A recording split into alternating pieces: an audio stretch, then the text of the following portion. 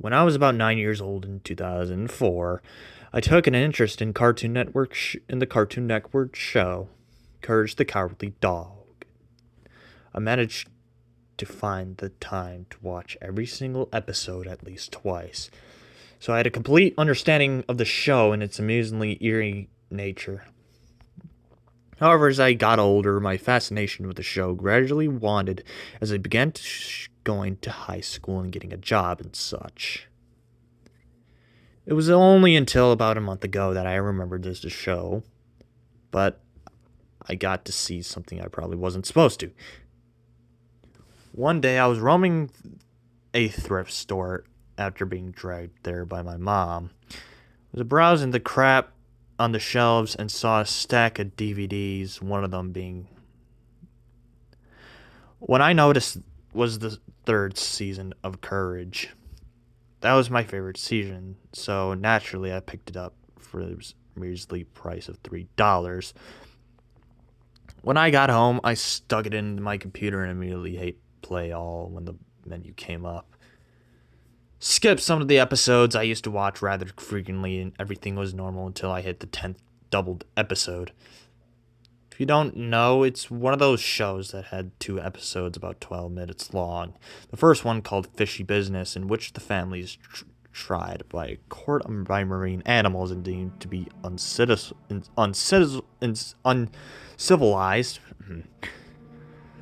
The beginning of the episode has Courage trying to teach a little red fish with orange fins and big purple eyes to jump through a hoop. Stupid, I know. Muriel walks in with a tray of sushi she made at one point. Courage reaches for a piece, which causes the fish to recoil in shock. When the fish antagonist of the episode takes the family to the underwater courtroom, something happens that I always thought was weird. The little fish jumps out of the bowl and lands on the tray of the sushi, cautiously looking around. After the cost is clear, the fish puts on a maniacal expression while using a pair of chopsticks to eat the sushi. I always thought this part was a little too creepy of a thing to be put on the kids' show. I mean, they just showed a fish cannibalizing its own, and apparently enjoying the hell out of it. Normally, it goes into the next scene after he takes the first bite, but in this version, he continues to eat the flesh, displaying the same level of the psychotic bliss as when he began.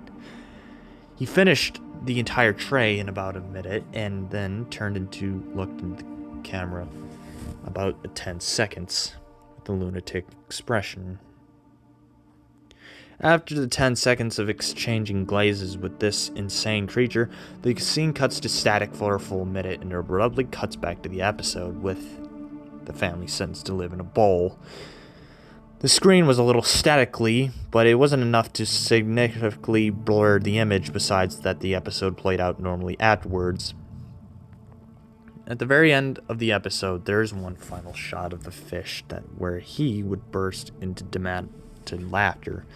That's normal, but I knew the detailed eyes weren't. After that, the scene cut to static again, this time lasting for about 6 minutes. During that time, I tried to comprehend what I saw. It wasn't straight out horrifying, but it definitely did unsettle me. Why did it show me what it did? Why did the fish look at me like that? What does it all mean? My thoughts on the cut short went to my surprise after a video clip began. I was getting more freaked out at this point and considered turning off the computer altogether, but I decided to watch it.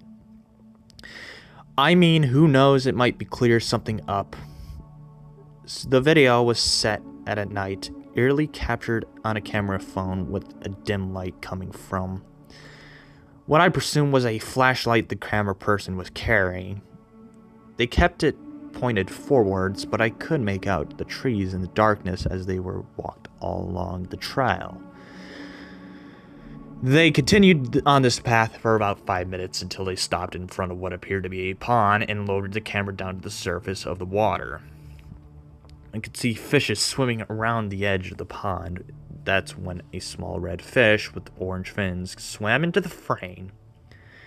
Just when it reached the center of the screen, the video cut black and ended. The next episode began. Not the second one, but the next doubled episode.